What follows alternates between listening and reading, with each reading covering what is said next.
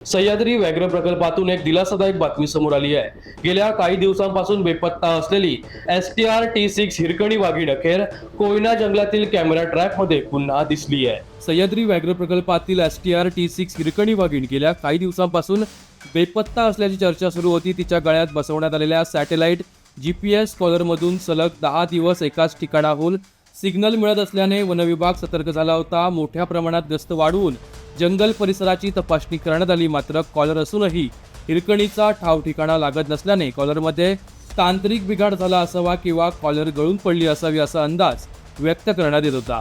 वनविभागाने वाढीव ट्रॅप कॅमेऱ्यांच्या मदतीने जंगलातील हालचालींचे विश्लेषण सुरू केले असता कोयना जंगलातील कोर भागात एका वाघिणीचे दर्शन झाले।